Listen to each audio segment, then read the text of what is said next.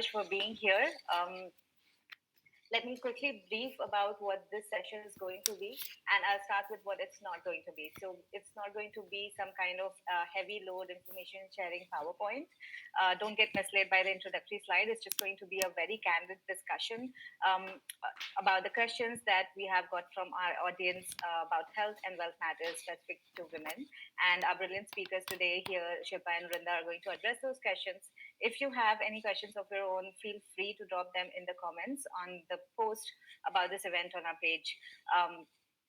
Also, we urge you to stay through till the end of the session, which is when the speakers will be sharing about the three simple ways that can re energize your health and your wealth. Let me get into the introduction. I'm Arpita, the co-founder of Cash Wisely, and we also have Soumya here backstage, who you can see facilitating this event. I'm going to be the moderator. At Cash Wisely, we are building a financial GPS that guides you in your wealth building journey. It's a completely DIY digital platform where you get your own personalized dashboard specific to your finances that helps you make your key financial decisions within a matter of minutes. You can find out more on our LinkedIn page. Let's get back into the session very quickly. So, why are we doing this session today? Very honestly, doing something for women's issues, and especially using my expertise, knowledge, and experience, has been a cause very close to my heart, and that's a passion that both of these speakers here today, Brinda and Shilpa, also share with me.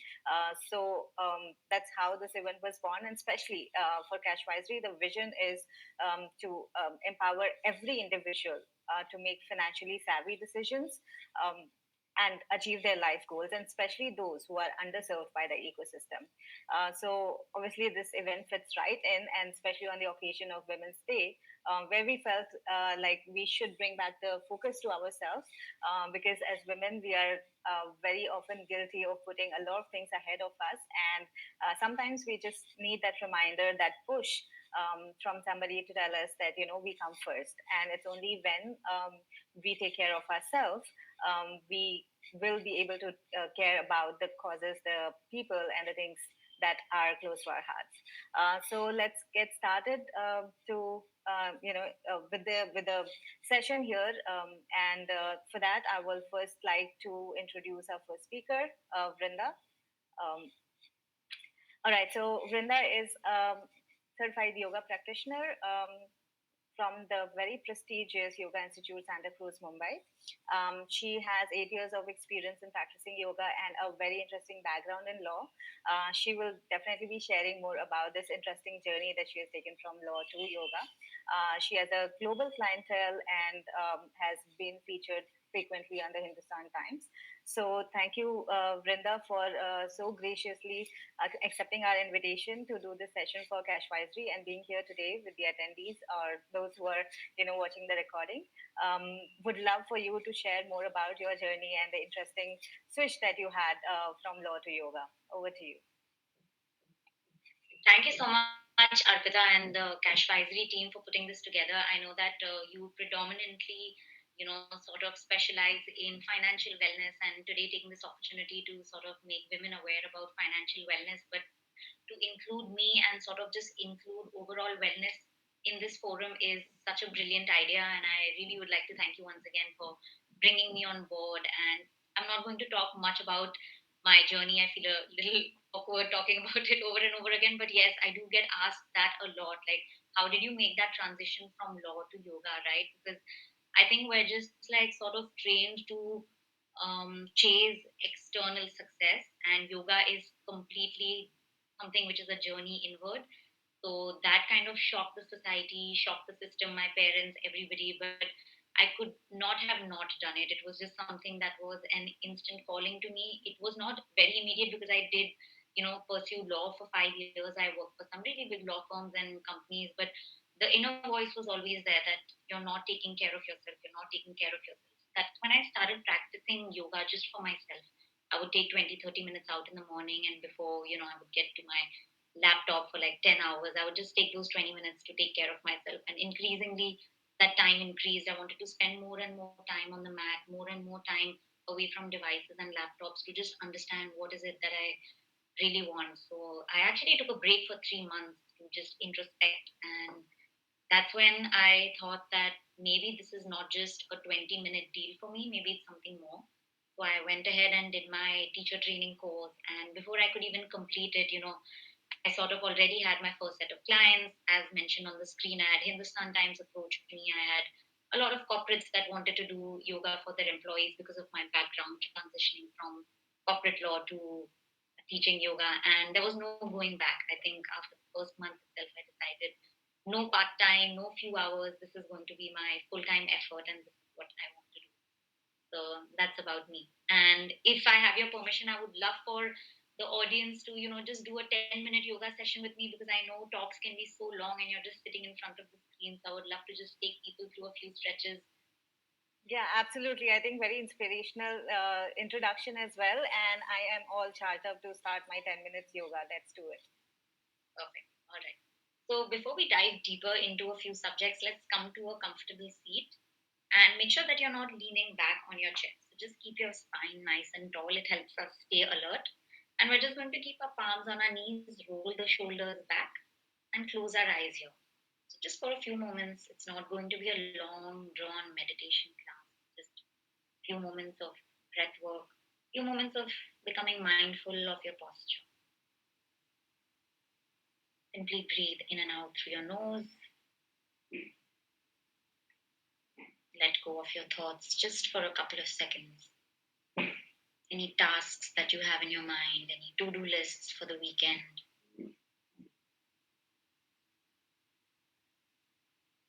Keeping your eyes closed, we're just going to drop the right ear towards the right shoulder, feeling a nice stretch in the left side of the neck.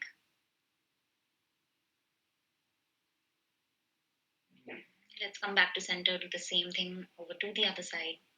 So, a lot of these stretches are very easy for when you're working, so you don't need to even bring your yoga mat out. And they really help take care of your posture. Let's come back to center. We'll do that once again. Drop your right ear to your right shoulder. Come back up. Left ear to your left shoulder. And come back up. From here, we're just going to interlock the fingers and place them behind the head. And if you're familiar with cat and cow, that's what we're going to practice, but it's just going to be seated. As you inhale, you're just going to push the chest forward and arch your back. Excellent for your spinal mobility. And as you exhale, you're going to round your spine, bring the elbows in towards each other without pushing your head too hard. Just a very gentle pressure. Let's do that a few more times. Breathe in and arch your back.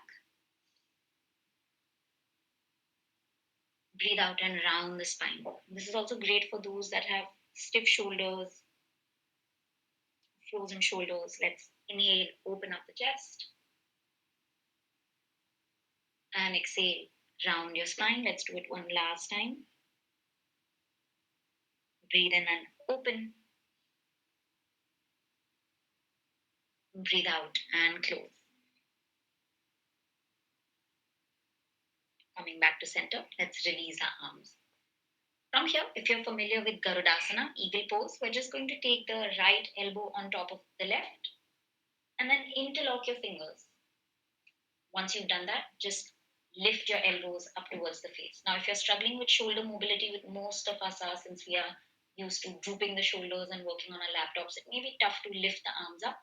But as much as possible, try to lift them and keep your wrist and elbows in one line. Breathe here for 3, for 2, and 1. Let's release the arms. Same thing over to the other side. Take the opposite elbow on top, interlock your fingers, and lift your elbows up. So this one's definitely upper body dominant because we're seated on a chair. Stay here for 2 more breaths.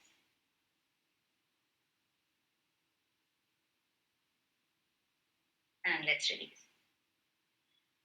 From here, we're going to tilt the right ear towards the shoulder once again, just like we did in the beginning. And this time, we're just going to place the palm, your right palm, on the left side of your head. Your opposite hand comes on your shoulder, and you're sort of just gently pulling both the arms in opposite directions. So just deepening that stretch in the side of the neck. And from here, let's start to take a few shoulder rotations by drawing big circles with your elbows in one direction. For 3, for 2, and 1. Let's switch it over to the other direction. For 4, 3, 2, and 1. Very slowly, just bring your head back to neutral. And we'll do the same thing over to the other side. Bring your left ear to the left shoulder. Place your left palm on the head, right palm on your shoulder. Staying here for a few seconds before we take those shoulder rolls. And let's begin. Here for 4, 3, 2, and 1. Over to the other side. For 4, 3, 2, and 1. Let's come back to center. Bring your head back in once again. From here, we're just going to place the opposite palm on the opposite knee. And we're just going to come into a twist. Your other arm goes back. Turn and look over your back shoulder. So you're using your palm to just gently press into the knee and look back. Here for 4, 3, 2, and 1. Let's come back to center. Same thing over to the other side. Opposite palm on your knee. Placing the other arm, your forearm on the headrest, and look back. Here for 4, 3, 2, and 1. Let's come back to center. On your next inhale, reach both your arms up overhead. And as you exhale, fold forward, round your spine, drop down completely. Maybe your fingers touch the floor, otherwise, just let them hang heavy. And then roll yourself up, come back to a seat. So we'll do that a few more times. Inhale and reach the arms up. Exhale and dive down completely. And then roll yourself up. Let's do 2 more of those. Breathe in and reach up. Breathe out and drop down. Roll yourself up. One last time. Inhale and exhale. Roll yourself up. That's it from me, Arpita. Hopefully, you guys are feeling a little more energized. And this is such a great practice to do in the morning, but also when you're, sort of just feeling a little stiff during work, just taking 5 minutes out and doing these stretches. It really helps. Yeah, that's been wonderful. I think that was much better than my morning coffee. Now I feel re-energized to start talking about something complex as finances. So thanks, Rinda, for the very quick and very handy, yoga routine that all of us could practice, like even during our weekdays, during office, just before a meeting, before we get on to the first email answering. So let's move on to the next speaker, Shilpa. So Shilpa is a certified financial coach and also the founder of Nerdy Bird. Nerdy Bird was founded with a mission to empower women with clarity, confidence, and abundance in their financial matters. They provide one-on-one coaching as well as group financial wellness programs. And of course, Shilpa is very qualified and experienced in a domain, and she was recently featured on ET Now Live. And thank you, Shilpa, so much for being so kind to agree to do this session for Cash Wisely and share your pearls of wisdom about finances, and especially for women today. So just would be lovely if if the audience can get to know a little bit more about your life and your background. Over to you. Thank you so much, Arpita, and thanks for this opportunity to come here and speak to so many women live. So I'm very honored to be a part of this entire collaboration with you. And with that, a short introduction about myself. So I think apart from what you're already seeing on your screen, I'm happy to share that I started my career in the personal finance space, designing solutions for rural clients. So I was working with a company called Dwara Trust, and that's where I started. And I was lucky to have some very good mentors around me at that time who sort of helped me hone those skills in personal finance and get very passionate about that field. So I carry that passion with me. I had my little one, and I wanted to spend more time being with him and spend quality time at home as a parent. So I was looking to see how I can do that and yet continue to impact people and impact more women to get confident with their money. So that's when I started Nerdy Bird, and I was also looking for a way where I'm able to spend more time at home with my kid and doing all the other things that I'm passionate about. So I think what I really like doing with people, and I'm passionate about, guiding people to create enough wealth to be able to free up time for themselves to, focus on what matters most to them. So I think with that, I started Nerdy Bird, and I'm very excited to say that we've impacted a lot of women in the last couple of years, and the journey looks very exciting ahead. We're a team now, and yeah, I'm just very, very excited about what lies ahead, even with Cash Advisory for that matter. That's great. Thank you so much, and congratulations on the great progress you've made at Nerdy Bird, and being in the domain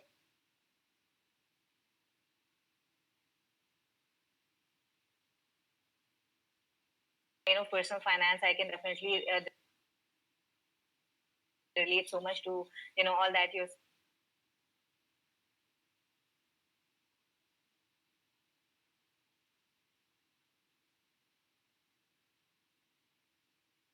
spoken. So without further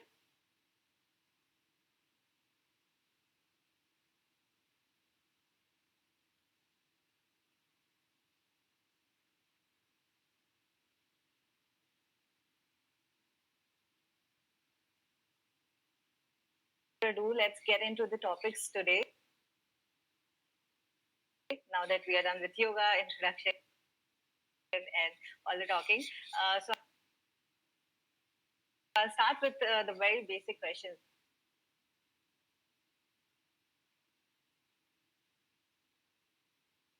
And my first question would be to Vrinda. Like, there's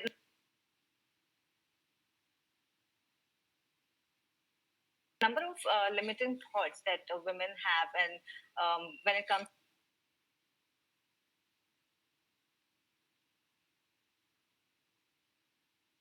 to practicing yoga, and that a lot of that also originates from Vrinda. Like, there are a number of limiting thoughts that women have, and when it comes to practicing yoga, and that a lot of that also originates from the body consciousness we have. Would you like to shed some light on what those beliefs are, and whether there's any truth to it or they are just myths? Yeah.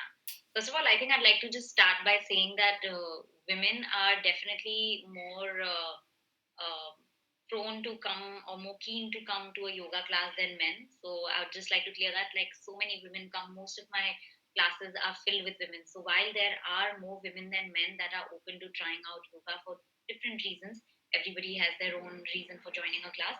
I still think that a lot of people hold back. They think that yoga is for people who are flexible, or yoga is for people who are lean and thin.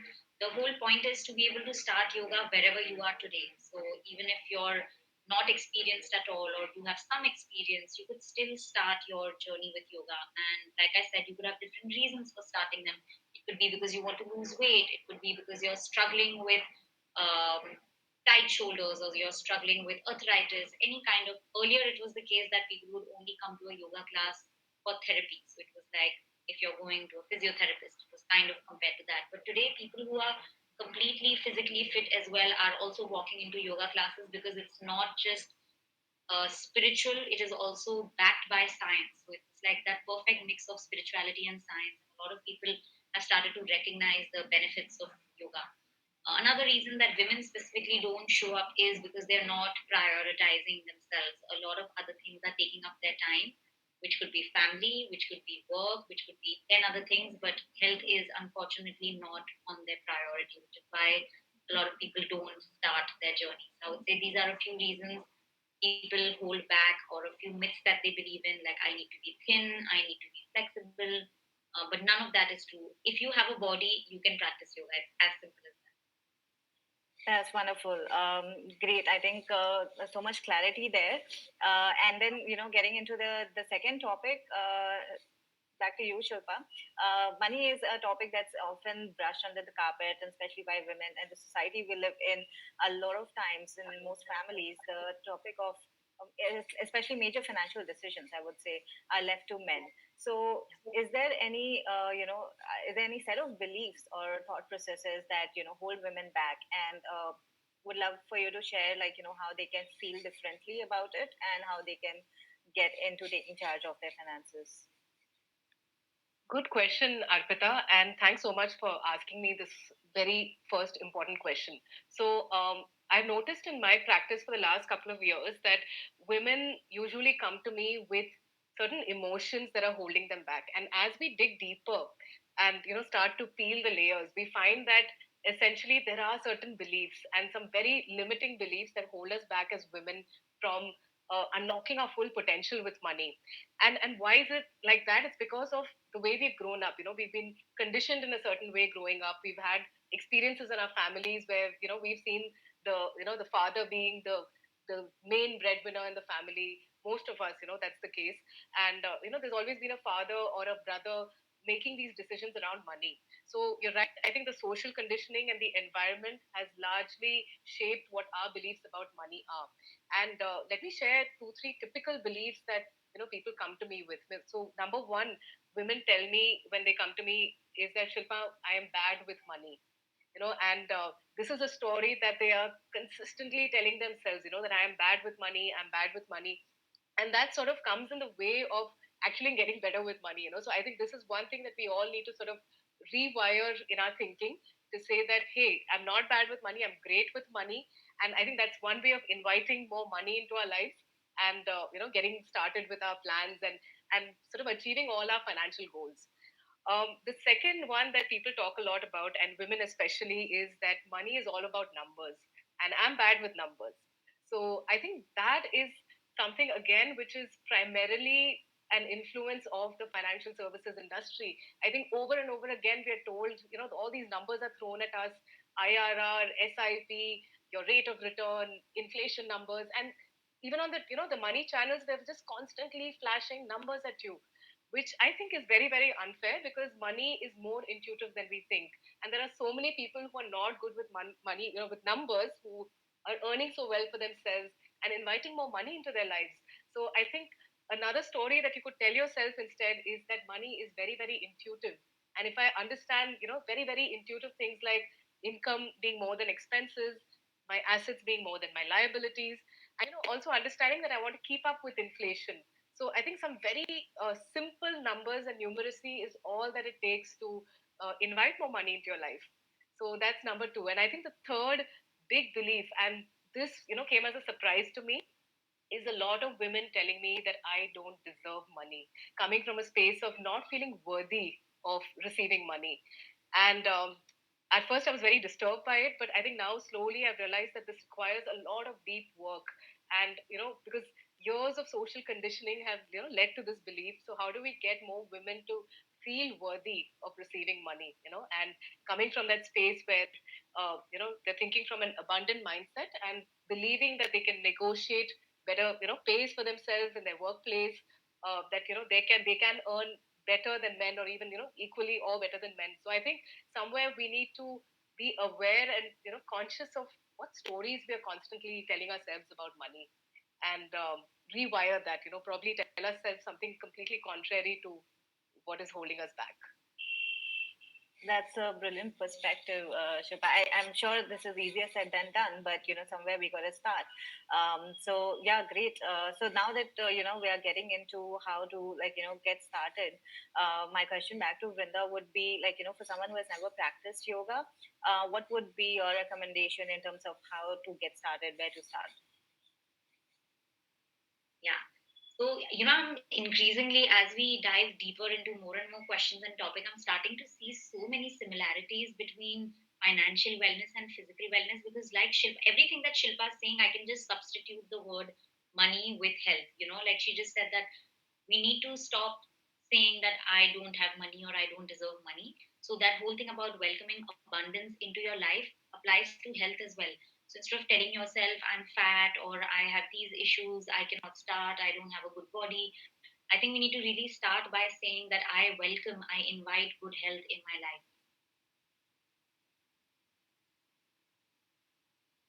I invite happiness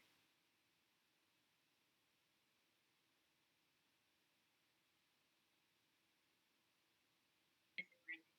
And that's your first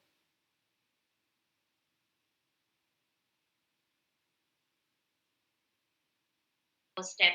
So if you're coming on the mat or if you're showing up for your wellness with all these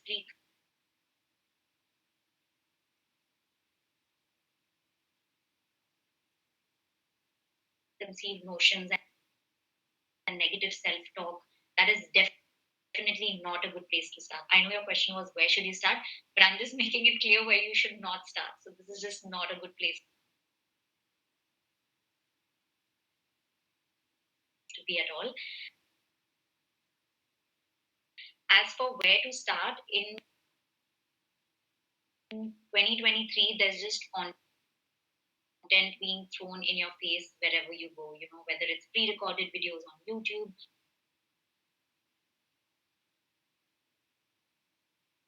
whether it's someone teaching online, whether it's someone teaching at a studio.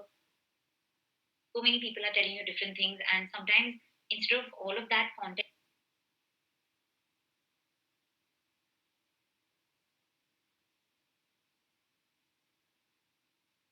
helping you on where to start, it's just overwhelming you a lot more.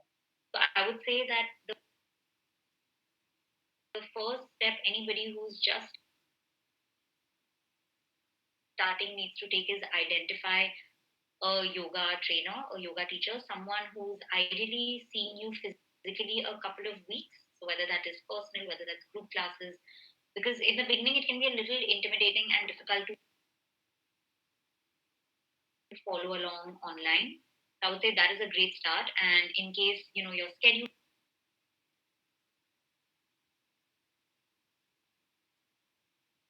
doesn't match, you have early mornings and late nights. I think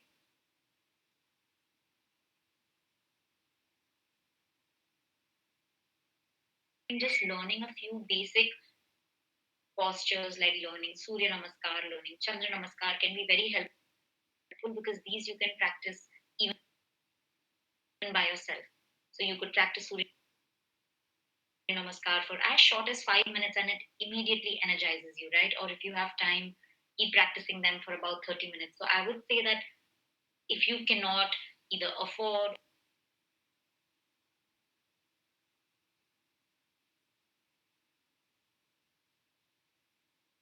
or don't have time for a yoga instructor, understanding how Surya Namaskars benefit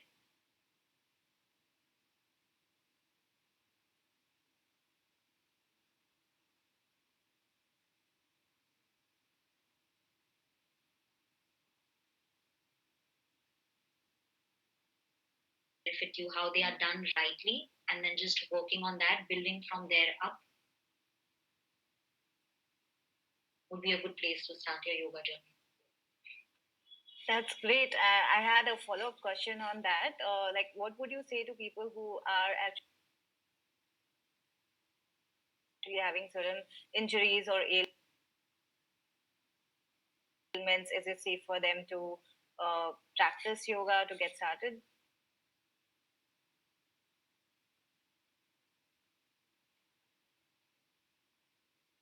Yeah, so I would say that a lot of people are actually not in tune with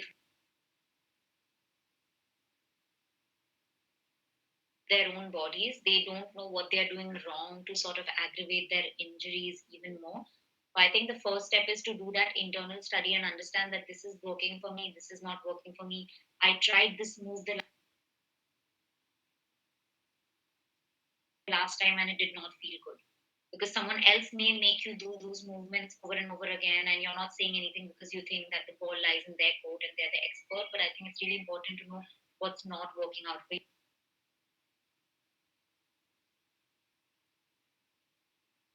Like, for example, I tried kickboxing and I was sore for so many days that I decided not to do it. And I'm sure an MMA trainer would have so many things to say in favor of an exercise like that.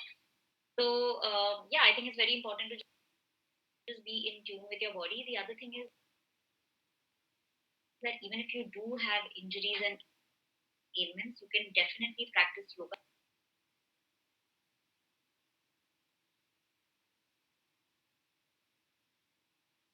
It's just that you should read up and also understand better from the person who's guiding you. I would say guru, but in today's date, that's too outdated of a term. I would just say yoga instructor, yoga teacher, to help you understand what is it that you should avoid and what is it that you should do to be able to manage your symptoms or whatever concerns you're facing. For example, I really struggled with PCOS all my life. I went to a gynec. I saw so many experts, and you won't believe it, but I did get the answer that you have to live with it. It is something that you have to bear it, you have to accept it.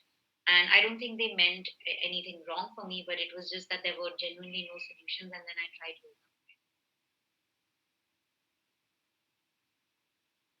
I realized the benefits of it. I read up on what postures I should practice, what other lifestyle changes I should make. So I think let's not be demotivated by the concerns and the illnesses that we are facing. We all have something or the other in today's date. We're all struggling with stress, we're all struggling with lower back pain, and this is where yoga can really, really benefit all of us. Great. I think now I'm sure a lot of the audience would be much clearer on where to get started. And then back to the money questions about, getting started. Money definitely is something that is overwhelming for a lot of women, especially because, the lack of know-how and lack of experience. I think they are fully, completely capable of handling every aspect of money. But of course, when we have not done something before, it feels overwhelming. So, Shruta, what would be your recommendation for women who have not been handling finances for them to get started with investing and overall their wealth building journeys? Great question, Arpita. So I think the overwhelm is because today we have access to Google and other search engines which are constantly throwing up so much information at us. And it's the same case with social media, where you have so many influencers telling you what you should do with your money and throwing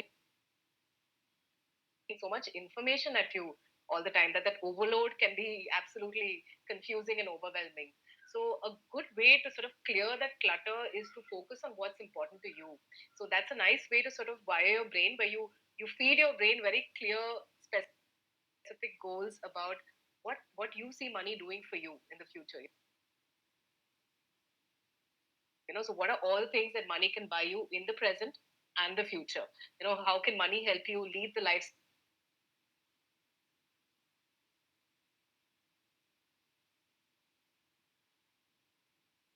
you want in the present? What are all those long term aspirations and dreams that you have that money can really help you achieve? Right. So I think a great starting point is knowing what you want money doing for you. And I think once you have that figured out, it gets a little easier, because then you're only looking for that particular information. What is this? What are those products and what are those kind of investments that I need to be doing to be able to achieve ABCD in my goal plan? So have that plan, number one.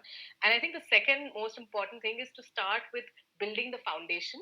And by building the foundation, I mean, start by having a contingency fund in place. So you do have a plan and you want to create wealth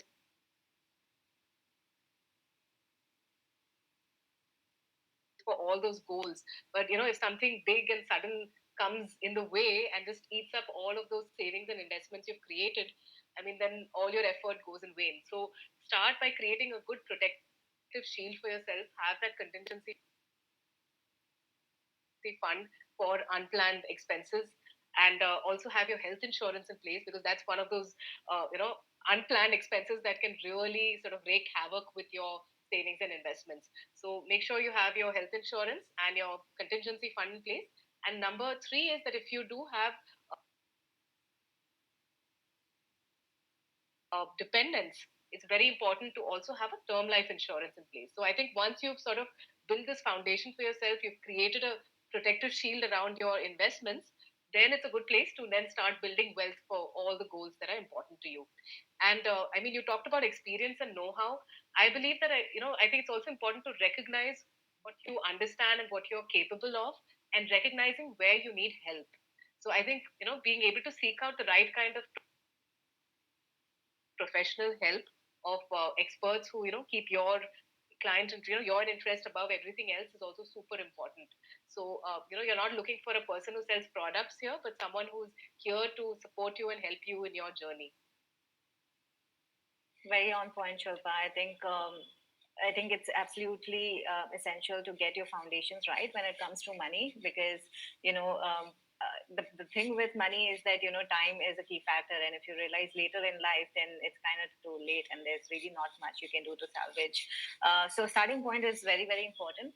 Now, targeting this segment who have gotten started, like there's definitely a huge part of the audience that would be handling some form of finances. That'll be like on their fitness journey they would have initiated. But one thing that we often see in our super busy lifestyles is that especially fitness and health goals, it's always pushed behind and always put on the back burner, because something always seems more important than that. So yeah, I mean, we're all guilty of like missing our goals at times. Vrinda, what would be like what would be your recommendations, or what measures we can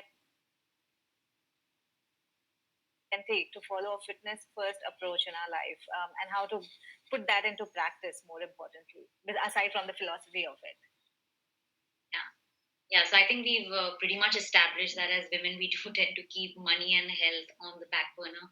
And it's very important to, I think, just establish your goals in terms of why you're trying to get fit, what your wellness goals are, right? Because if you don't understand why you're doing it, it feels very pointless to just walk into a gym or walk into a yoga class.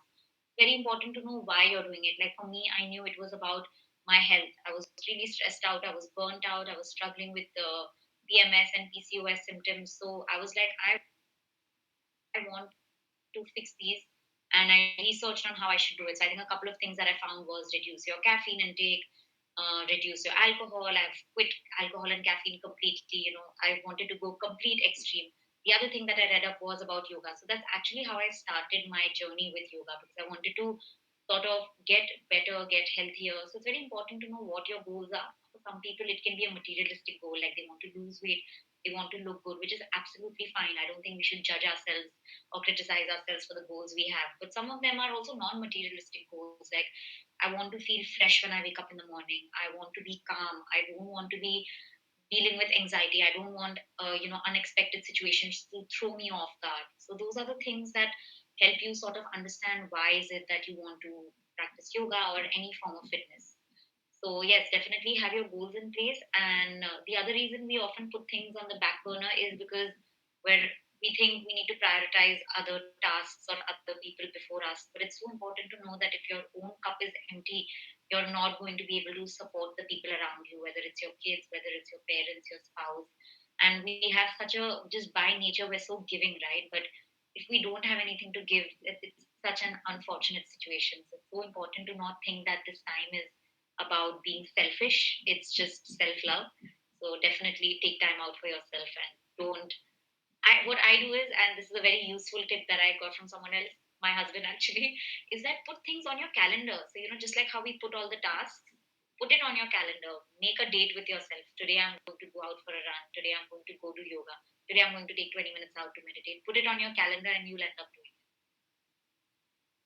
Yeah, that's wonderful tip actually. I think, yeah, setting an appointment definitely helps make it like seem an important task that needs to be accomplished, and that makes it very specific, and you can no longer you know just like give yourself excuses, right? Because it's right there in front of you, staring back at your face. Same question I would ask Shilpa as well. Is money, of course, is something that that's has forever been brushed under the carpet, and that actually is across the board, but even more so for women. And then we also know that it's very important to build consistent money habits when it comes to long-term wealth creation.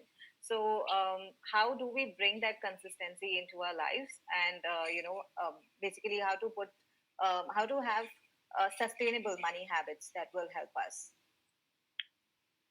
So I think Arpita, going with even what Brinda is saying, I think there's again so many similarities between money and health. And taking that forward, I think knowing your why is super important. And I found that those of my clients who are able to visualize this for themselves, who actually have a vision board put up somewhere in their, on their wall, they seem to be more motivated to do this consistently. So knowing what your life goals are and knowing what the money implication of each of these, goals are, I think that's a very good starting point to stay consistent in the journey, where you're looking at it, you're getting excited, you're getting motivated to actually get started. And I think, like Brinda said, calendarizing a lot of this is also super important. That being said, I think with money, another way to build consistency is to start small, because a lot of the goals that we create for ourselves can look very overwhelming in terms of the numbers that we're trying to get to, the amounts, like a retirement goal where you're looking at a crore number or something like that. So how do you really get started then? I think an important thing there is to start small. Start by doing a small SIP, a small systematic investment towards this particular goal, and be okay with that. I think as you build that behavior, you will slowly step up the amounts that you're doing, and you'll free up your cash flows. You'll find that you're prioritizing this over other expenses that are probably less important to you. And that's something that will happen as you build this habit. So start small and automate some of these investments. Automate the investments you're making towards important goals. Automate the insurance premiums that you're paying out every year towards your health insurance and your life insurance. And I think apart from that, most importantly, track your progress. See where you are every couple of months, or every month as well if you can. See where you are on your goals. I think that's another exciting and motivating factor to sort of stay on track. And I think finally, I would say that if you can also track your expenses, nothing like it. That just gives you a lot of visibility and holds you accountable every month to ensure that you're putting away some money and building wealth for yourself. So I think these are some of the factors that can help you stay consistent with your money. Wow, that was a wealth of knowledge. I was just like taking it all in. And of course, being from the personal finance background is something like, it always resonates with me. I would like to dig a little bit more over when it comes to, for example, identifying financial goals. And a lot of people, and especially very young professionals, which is also the target audience that Cashwisery is, trying to serve. They kind of feel very lost in terms of identifying goals. Because there's just so much to do in life. It's overwhelming. What to put first, what to start planning for, and sometimes even things like when you are constantly trying to manage your expenses bucket, like there's only so much of income as a starting salary, and then there's so many expenses. How do you even plan for which goal? And like you said, some of the goals are really big. So, what will be your advice to this group in terms of identifying those goals and working towards them? Great question, Arpita. And I think I have a lot of clients as well who come completely blank and they don't seem to be sort of able to articulate it or crystallize it. So for them, I like to sort of nudge them forward with some specific goals that they can think about, which I think all of us should be thinking about by default. Number one is sustaining your current lifestyle. So I think if you're able to live the life you want and live the kind of life you desire, it just helps you unlock your full potential to be able to build wealth for your future. So say for example your health itself, if having a healthy lifestyle is important to you, knowing what the money implication of that is also important. How do I take out time for this? Taking out time for yoga and for running and to just spend time doing the things you like may mean spending less time at work. So there are certain money trade-offs there which you need to figure out early on. There may be certain other things like buying this fancy bag or buying that jewelry that you really like. That's also important to you, and that just sort of energizes you and keeps you going, on your earning journey and helping you unlock your potential.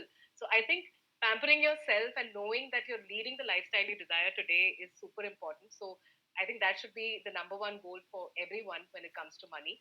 The second goal should be around creating that protective shield we talked about earlier. Am I able to cover myself for health insurance? Am I able to create an emergency fund for myself? So if you don't have any other goals in mind, I think start with these goals and start building this contingency fund for yourself. And finally, I would say a less talked about goal is your long term investment towards your financial security in your old age, which people don't like the word retirement. So I've started using financial security in your old age because, I mean, we have a good 20, 30 years to do that, and you can really unleash the power of compounding to grow your wealth for a goal like that. So I think if you can't think of anything else, that's a great long term investment to be making. Absolutely, absolutely. I think that's a default goal for all of us, and none of us want to be working for money for till the end of our lives, until the last breath. So, like since we're talking about goals and planning for it, one question that I often get from people I talk to about financial matters is, where should I invest my money? And that's a very broad question. We both understand, but it'd be great if you could shed like some light on like very basic investment instruments and how they can start to educate themselves and like get start small towards these instruments and stuff. Sure.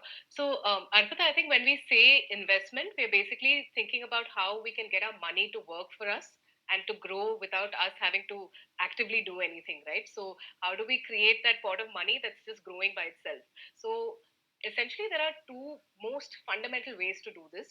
One is that you're lending your money to someone or an entity and you're earning an interest on it, which in other words is called, your fixed income instruments or also debt, right? So when it's debt, it's actually you lending your money to someone and earning an interest. The other way of growing your money is to buy a share in a business or any profitable entity. So basically, then what happens is that you're earning money in two ways where you've bought a share and the share price is increasing with time. And you also earn through the profits that the company makes. So they share a part of their profits with you. So these are the most two, the fundamental ways in which you can earn money, which is your debt and your equity. Now, it's important to understand that equity is something that is very volatile in the short term. So when you think about equity, you're looking at long term, like 8 years to 10 years or even more than that. So when you give your money more time to compound through equity, you're really going to see great, benefits out of that. That being said, if we had to think about very specific products, I think it's very important that you seek the right kind of advice suitable to your financial goals. So I think all advisors will always look at what your goal horizon is. How much time do you really have before you need that money? So if it's a short term goal, you look at less risky instruments like debt. And if it's something long term, maybe you can take a little more risk there. But what also matters is, how tolerant you are to risk. What is your risk taking capacity? What's your psychological tolerance to risk? So all of these factors come into play. So I think this is a learning journey. I think all of us need to do a little bit of our own research and understand what other instruments there are out there. But I think at the most basic level, most people don't max out even on these two basic asset classes, debt and equity. There's so much you can do to just diversify within these two asset classes. But people very quickly want to jump to your real estate and gold and alternative investments. But I would really invite people to research more on just debt and equity itself because there is so much you can do within these two asset classes. Great, great. Thanks for explaining such things in such a simple manner. I'm sure a lot of the audience will appreciate that, because usually when you start to go research into like equities, you get bombarded with all kinds of things like peg ratios. And for the life of me, I've never used that parameter, although I understand that, but I never needed to use that. So great, like just having a basic concept is a good point to start. We have almost come to the final segment, and we have kept the audience waiting for the three simple ways that you're gonna, you know, highlight to all of us to re-energize our health and wealth. So the mic over to Brinda here to talk about the three ways where we can put our health first through the medium of yoga. Yeah. Thanks, Arpita. So I know that because of social media, these headlines have become very common, like three simple ways or five hacks too. But I would just like to clarify that everything is hard work and consistency. So my first tip here to really energize yourself is start today. So it's not about where you were yesterday. It's not about where you will be tomorrow. If you really want to start seeing changes in your lifestyle, in your body, in your health, how you feel mentally, because it's all connected, and that's what yoga talks about, not just physical wellness, but emotional, spiritual, intellectual wellness, all of that. If you want to bring that all together, you need to start today. That's number one. Number two is prioritize yourself. And by that, I mean consistently show up for yourself on the mat. We have a lot of reasons to not show up. So let's not make excuses and prioritize ourselves and show up. So starting is the first step. And then the second step is just to build consistency and prioritizing yourself. And the third, like we discussed, is setting your goal. So have your wellness goals in place. What is it that you're looking to achieve through your yoga practice? Because a lot of times we just show up on the mat and we don't even know why we are here.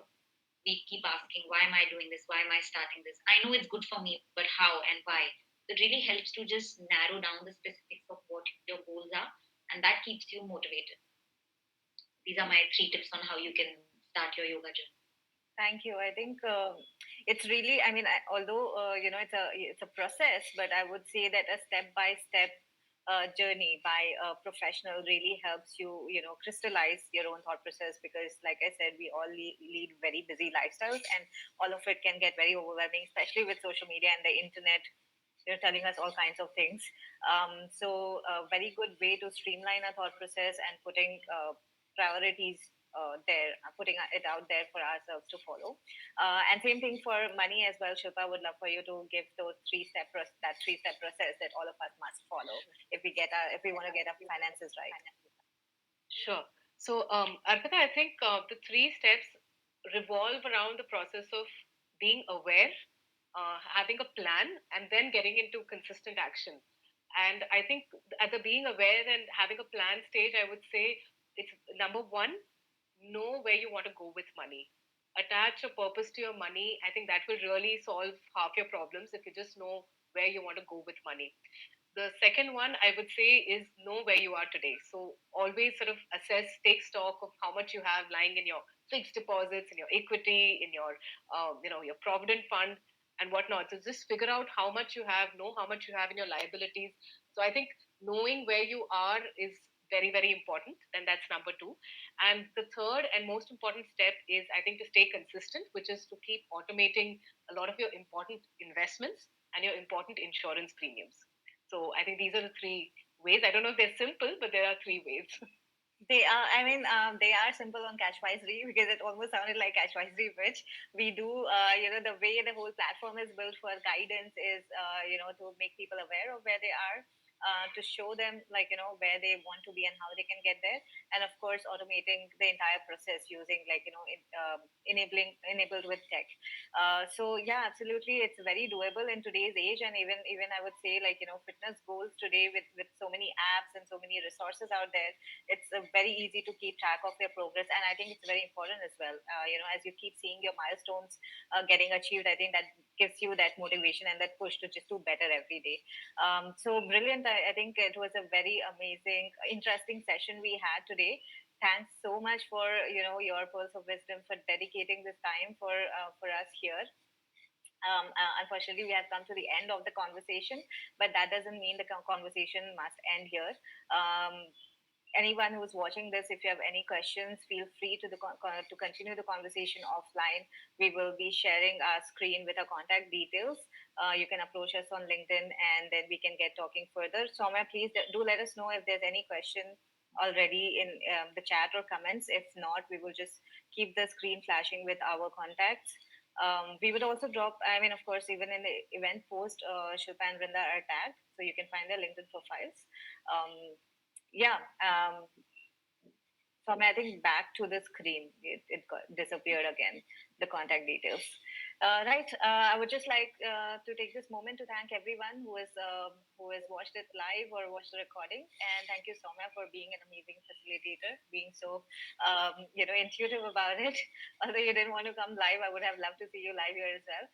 Thanks, Shilpa and Brinda, again for dedicating your weekend for this. Hope all of you have a great day ahead. Any closing thoughts?